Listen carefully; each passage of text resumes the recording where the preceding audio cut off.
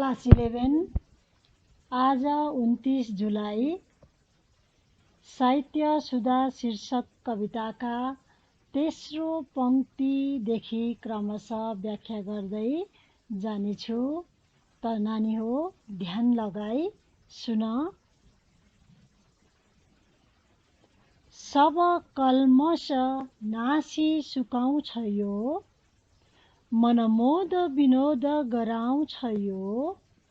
दुःख दूर दूर पारी हटाउँछ यो, मन फुर फुर पारी नचाउँछ यो। तेस्रो पंक्तिमा कवि धरणीधर कोइरालाले साहित्यको प्रशंसा गर्दै भन्छन् कि कल्मष भनेको मैला अथवा पाप, नासी भनेको हटाउँछ, विनोद भनेको मोद विनोद भनेको मनलाई खुसी बनाउँछ, दूर दूर भनेको टाढो लानु,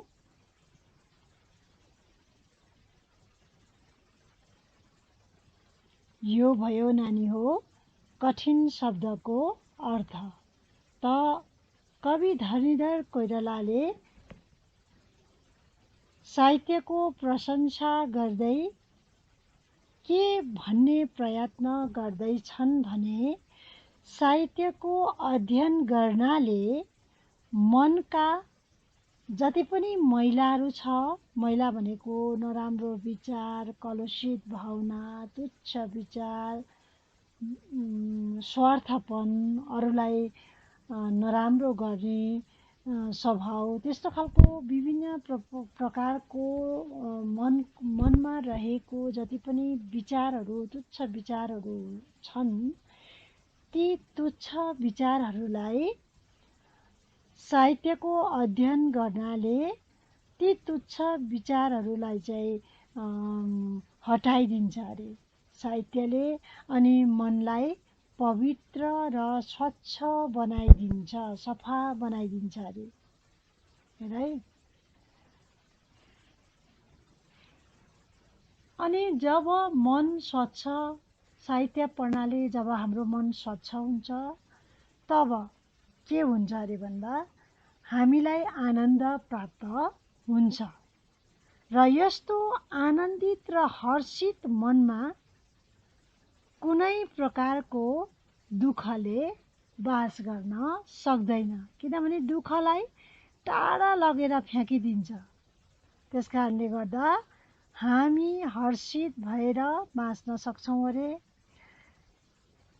अझै कवि साहित्यको प्रशंसा गर्दै भन्छन् कि अथवा साहित्यको अध्ययन गर्नाले हामीलाई के लाभ हुन्छ भन्दाखेरि काव्य वा साहित्यको पठन पाठनले मनका जति पनि कलुषित भावना हुन्छ, तुच्छ विचार, नराम्रो विचार, ती सबै नराम्रो विचारहरूलाई साहित्य अथवा काव्यले परिष्कार गरेर प्रफुल्लित तुल्याउने गर्दछ। सबै मनका दुःख, दर्द, वेदना आदिलाई हटाएर मनलाई निर्मल पार्ने हुनाले हामी सबैले साहित्यको अध्ययन गर्नु एकदमै जरुरी छ भन्ने कुरा कविले माथिको तेस्रो पंक्तिमा गर्दै छन्। अब हामी जान्छौँ चौथो पंक्तिमा। झगडा तकरार छिनाउँछ यो, तकरार भनेको बाजाबाज, झगडा भनेको बुझिहाल्छौ आपसमा लड्नु। सब नीच उच्च भुलाउँछ यो, नीच उच्च भनेको सानो ठुलोको भेदभाव। अति उत्तम ज्ञान दिलाउँछ यो, उत्तम भनेको राम्रो अथवा महान। मणितुल्य छ नलिने पशु, मणितुल्य भनेको मणि भनेको अमूल्य वस्तु। अब कविले साहित्यको अध्ययन गर्नाले हामीलाई के लाभ हुन्छ त? यसले कस्तो कस्तो कुरा हाम्रो जीवनमा गराउँदछ? कसरी यसले हामीलाई आनन्द दिन्छ? मनलाई कसरी यसले तहलाउँछ? हामीलाई कसरी यसले सबैभन्दा राम्रो ज्ञान दिलाउँछ? यसले हाम्रो जीवनमा कस्तो भूमिका निर्वाह गर्छ भन्ने कुराको स्पष्टीकरण कविले चौथो पंक्तिमा आएर गर्दैछन्। हेर है नानी हो, राम्ररी सुन। अब साहित्य चाहिँ यस्तो चिज अरे कि कविको विचारमा साहित्य चाहिँ अमृत अरे, र यो अमृत पान गर्यौं भने, पियौं भनेदेखि, अथवा साहित्य रूपी काव्य रूपी अमृत पिउँदाखेरि चाहिँ सेवन गर्दाखेरि चाहिँ हामी भित्रको जति पनि सानो सानो विचार छ, अथवा हामी एकअर्कामा झगडा गर्ने, बाजाबाज गर्ने, तैछारा मैछार गर्ने हो, तो ठुलो म सानो, तो धनी म गरिब, म धनी तो गरिब भन्ने जुन चाहिँ सानो विचार हुन्छ, ती सबै सानो विचारहरूलाई चाहिँ यसले जरैदेखि उखालेर फ्यालिदिन्छ अरे। अनि यति राम्रो ज्ञान यसले हामीलाई प्रदान गर्छ अरे कि कविको विचारमा चाहिँ हामीभित्रको जति पनि नराम्रो कुराहरू छ, घमण्डहरू है, एकाअर्कामा झगडा गरिरहने, सानो ठुलोको भेदभाव राख्ने, तुच्छ विचार राख्ने, अर्कालाई होच्याउने, दमन गर्ने, शोषण गर्ने, अर्काप्रति नराम्रो सोच राख्ने, यस्तो खालको नराम्रो विचारहरूलाई चाहिँ साहित्यले अथवा काव्यले चाहिँ जरैदेखि उखालेर फालिदिन्छ अरे कविको विचारमा है। र साहित्य मानव जीवनका निम्ति एउटा अमृत हो। यसले मानिसको मनमा भरपुर नराम्रो कुराहरूलाई फालेर चाहिँ भरपुर आनन्द दिने काम गर्छ। अनि हामी ज्ञानी हुन्छौँ, र ज्ञानी भइसकेपछि चाहिँ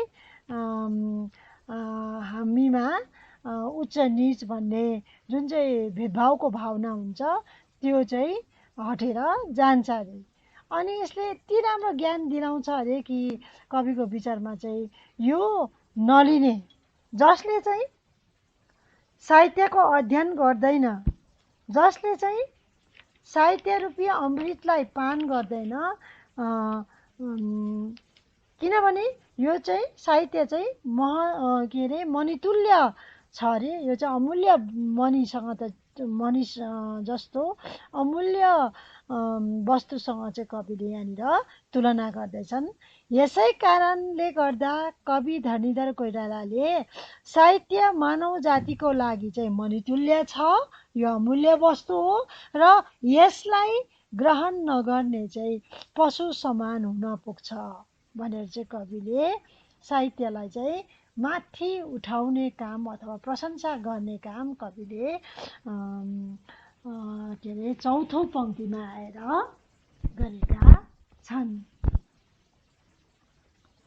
साहित्यले हामीलाई उत्तम ज्ञान दिलाउने हुनाले गर्दा है, मानव जातिलाई सर्वश्रेष्ठ बनाउने नै साहित्यले काम गरेको हुनाले गर्दा, मानव जातिलाई सबभन्दा माथि उठाउने काम, पशुभन्दा माथि राख्ने काम चाहिँ साहित्य अथवा काव्यले गरेको हुनाले गर्दा चाहिँ कविको विचारमा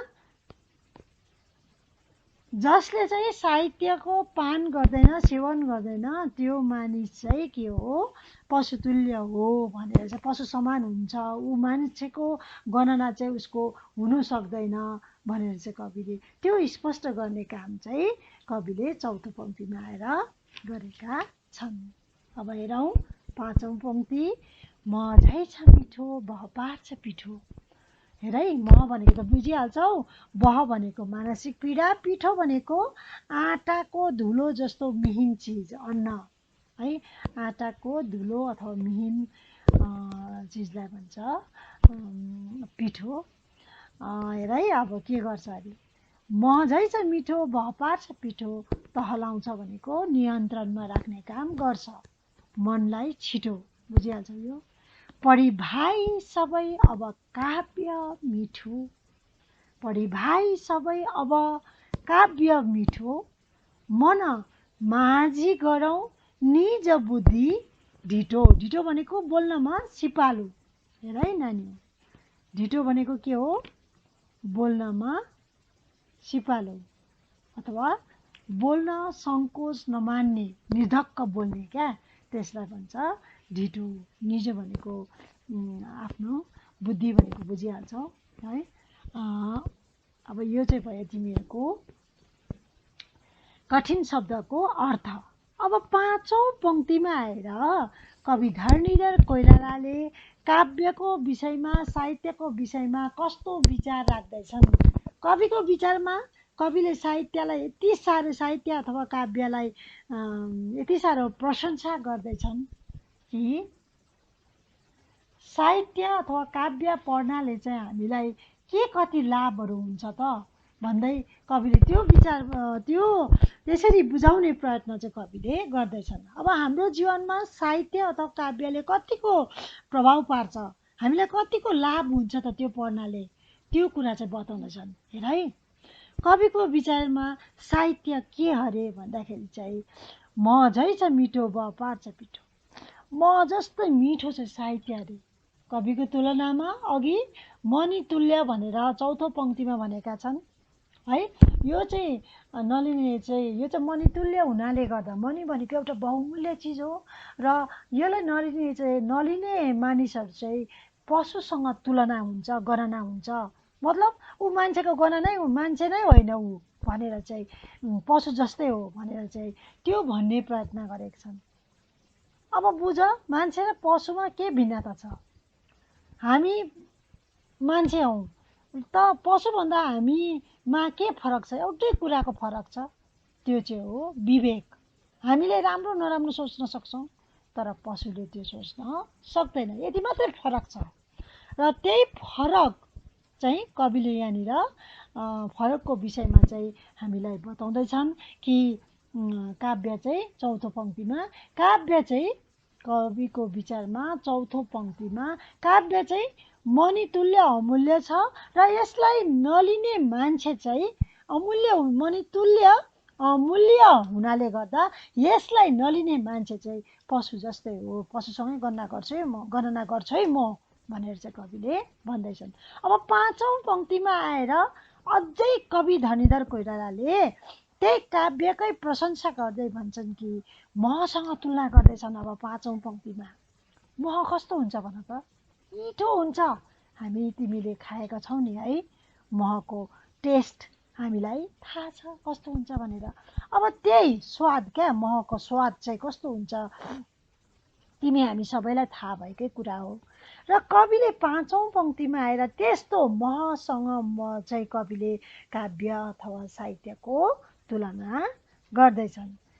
साहित्य चाहिँ यति मिठो हुन्छ अरे कि म झै यो चाहिँ मिठो हुनाले गर्दाखेरि यसलाई चाहिँ हामीले पान गर्नु अथवा पिउनु चाहिँ एकदमै के छ, आवश्यक छ।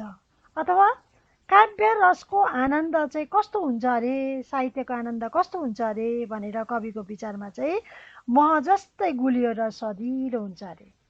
हेर है, कविको विचारमा काव्य रसको आनन्द मह झै गुलियो पनि हुन्छ अनि स्वादिलो पनि हुन्छ। र यस्तो अमृत झै मिठास भएको काव्य वा साहित्यको रसपान गरेपछि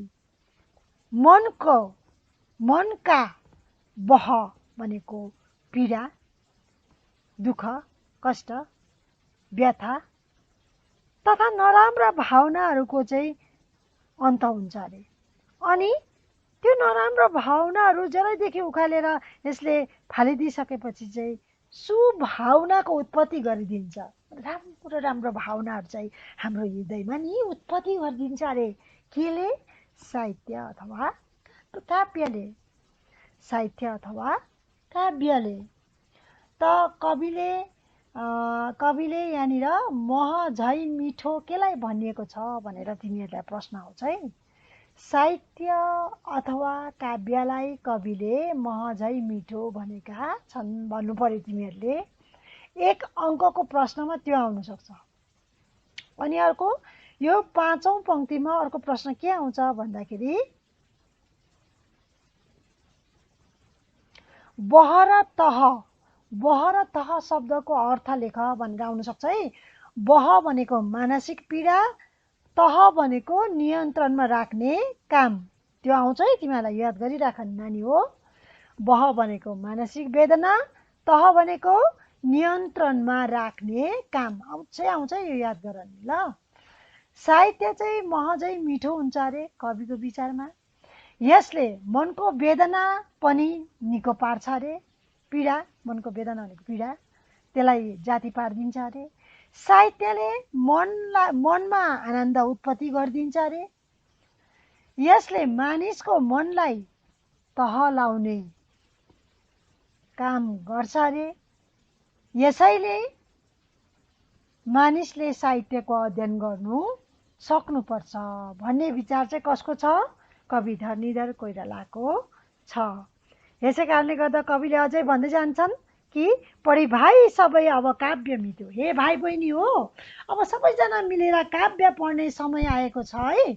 किनभने यसले मनलाई, मान्छेको मनलाई चाहिँ माझेर भनेको सफा गरेर, जसरी हामीले भाँडालाई स्टिल हुलले र कालो साबुनले चाहिँ हामीले मैला भएको भाँडालाई जब हामीले सफा गर्छौँ त्यति बेला चाहिँ त्यो एकदमै टल्केर मजाको सफा खाउँ लाग्दो हुन्छ। त्यहाँ पकाएको खानेकुरो खानु मन लाग्छ हामीलाई। जब मैला भाँडा मलेर सफा गर्छौँ तब त्यो के हुन्छ भन त, हेर्दै खाउँ लाग्दो हुन्छ। त्यहाँ पकाएर खाउँ है भनेको जस्तो हुन्छ हामीलाई। त्यस्तै साहित्यले पनि मनभित्र भएको जति पनि मैला हुन्छ, मैला भनेको पापहरू, नराम्रो विचार, कलुषित विचार, तुच्छ भावना हुन्छ नि, स्वार्थपन, त्यो चाहिँ मैला हो मनको। र त्यो मैलालाई चाहिँ, मनभित्रको मैलालाई चाहिँ साहित्य अथवा काव्यले चाहिँ माझ्छ अरे। स्टिल हुलको काम गर्छ, सम्झ, स्टिल हुलको काम गर्छ। त्यसले माझिदिन्छ, टल्काइदिन्छ। अनि हामीभित्र भएको, अनि हामी चाहिँ के हुन्छ, हामीभित्र राम्रो ज्ञान पैदा गर्छ। जब हामीलाई राम्रो ज्ञान साहित्य अथवा काव्यले दिन्छ त्यति बेला हामी खारिन्छौँ, हाम्रो बुद्धि आउँछ। अनि हामी अरूको छेउमा गएर निर्धक्कसँग हामी कुनै पनि कुरामा हामी ज्ञानी भएर हामीले त्यस विषयमा हामीले बोल्न सक्छौँ, हामी बोल्नमा सिपालु हुन्छौँ।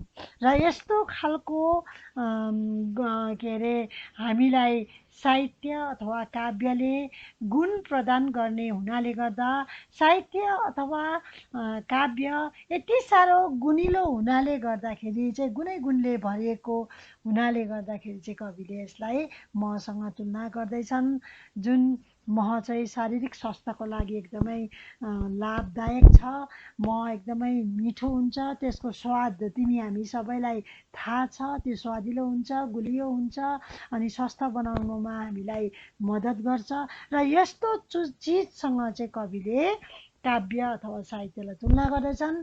किनभने यसले हामीलाई के गरिदिन्छ, मनको पीडालाई चाहिँ यसले धुलो पिठो बनाइदिन्छ अनि यसलाई नाश गर्छ। अनि नाश गरेर चाहिँ राम्रो ज्ञान चाहिँ हामीलाई दिन्छ। कविको विचारमा है पिठो शब्दको प्रयोग चाहिँ यो 5औं पंक्तिमा आएर कविले के को रूपमा गरेका छन् कवितामा भनेर आयो भनेदेखि चाहिँ मानसिक वेदनालाई निको पार्नु, मान्छेको मानसिक वेदनालाई, मानसिक पीडालाई निको पार्नुको लागि चाहिँ यो आँटा जस्तो मिहिन अन्नलाई पिठो भनिएको छ कविले यहाँ भनेर भन्नु पर्यो। अनि उपयुक्त पंक्तिमा पिठो शब्दको प्रयोग कविले मानसिक वेदनालाई निको पार्नु हो भनेर भनेका छन् भनेर याद गर्नु पर्यो है नानी। आउन सक्छ है, यो याद गर ल। र यसरी कविले 5औं पंक्तिमा काव्य रसको आनन्द महजै गुलियो र स्वादिलो हुन्छ। यस्तो अमृतझै मिठास भएको काव्य वा साहित्यको रसपान गरेपछि मनका बह, वेदना, पीडा तथा नराम्रो भावनाहरूको चाहिँ अन्त्य भई सुभावनाहरूको जन्म हुँदछ। मनलाई छिटो तहलाउनमा साहित्यले अहम भूमिका निभाएको हुन्छ अथवा मनलाई यसले नियन्त्रणमा राख्ने काम गरिदिन्छ। यसै कारण मनलाई माझेर बुद्धिलाई चतुर बनाउनु हो भने सुन्दर सुन्दर काव्यको अध्ययन गरी अमृतुल्य ज्ञान प्राप्त गर्ने आग्रह कवि धरणीधर कोइरालाले 5औं पंक्तिमा आएर गरेका छन्। त आजलाई यति। अर्को क्लासमा फेरि हामी भेट्ने छौँ।